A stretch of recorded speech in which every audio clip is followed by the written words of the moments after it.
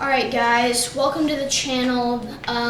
Today I'm going to be doing a disc golf terminology video, basically where I just explain to you overstable, understable, backhand, forehand, some flight number stuff if you don't know what those mean exactly. And so let's jump right into it. Alright, we're going to start off with the basics, backhand, forehand. You might already know this, but I'm going to do it anyway.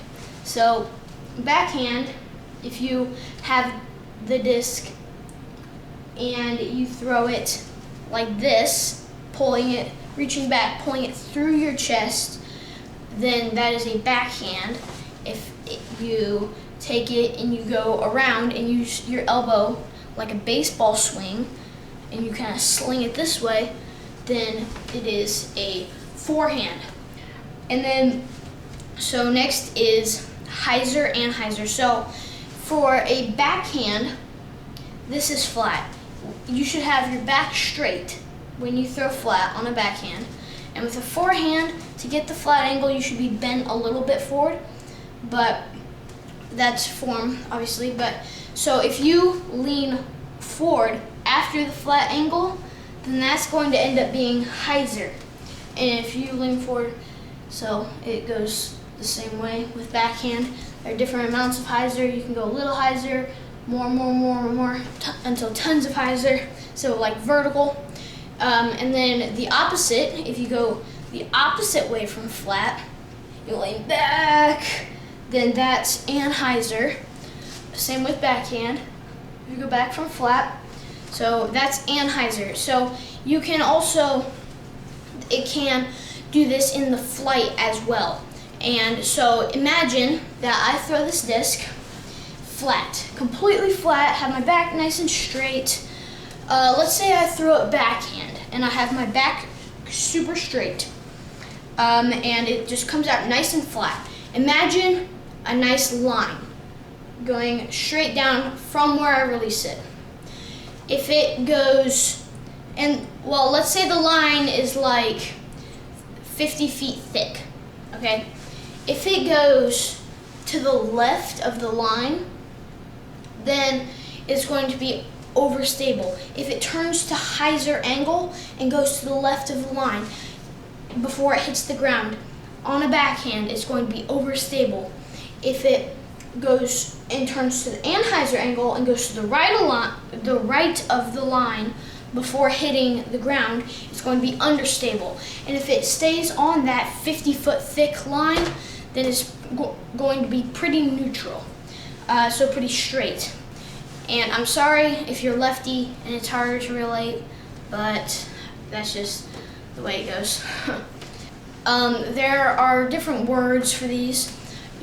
So it's overstable, understable. It's the same with forehand, but I mean the opposite. So if it goes to the left of the line, then it's going to be understable. If it goes to the right of the line, it's going to be overstable. So, but there are other words for overstable. There's, that's beefy, or that's a meat hook.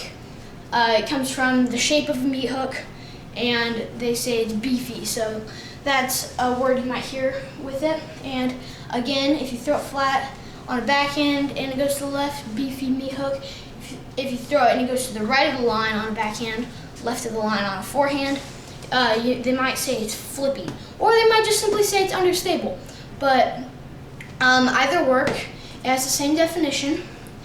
And so let's jump into flight numbers.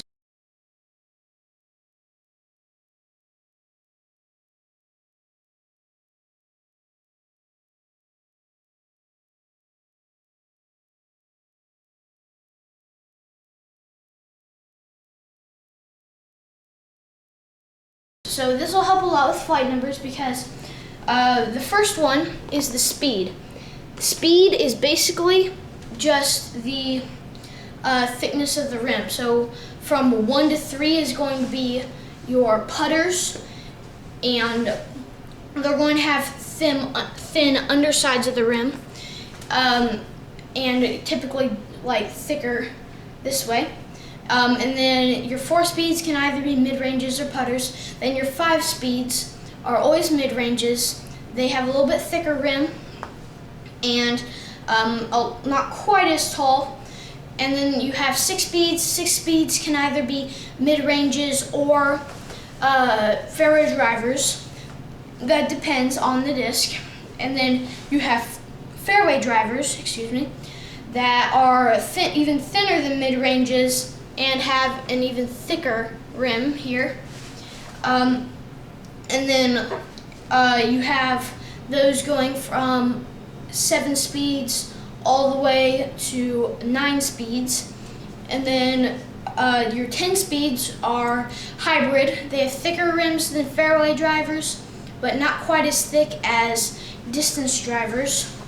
And so your distance drivers go from 11 to 15, but most of the time it's just 14 because most discs aren't 14 or 15 speeds. So that's the speed. Next is the glide, the second number. I don't really know how to explain the glide. I mean, it's not rocket science. It just is how long it's going to stay in the air, really. If you throw it, if it has a ton of angle, it's going to have less glide. So the flatter it is, usually the more it will glide.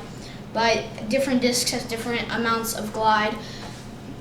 And then the next number is the turn. The third number is the turn.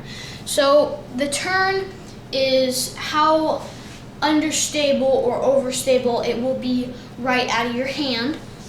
So if it lands on that 50-foot, well, let's say right out of your hand, if it goes to the right, if it on a backhand, if it turns to anhyzer, then it's probably going to have negative turn. But if it just stays pretty much flat, it'll probably have around the 0 area turn, maybe 1 or -1, depending on how hard you threw it. But if it goes to the hyzer angle or goes overstable, right out, it'll probably have some positive turn. Or sometimes it just has enough fade. Fade's the fourth number.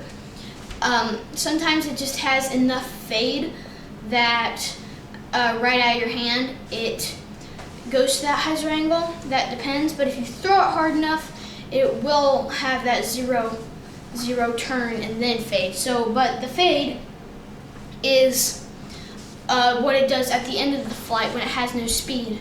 Again, unless it's that super lot of fade. So it might, and you don't throw it hard enough, it might come to the fade before the end of the flight. But other than that, it's never going to be negative, occasionally 0, but usually just some positive number, like 1 or 2 or something. But alright, that is it for this video. I hope you learned something, and make sure to like and subscribe, and I'll see you later.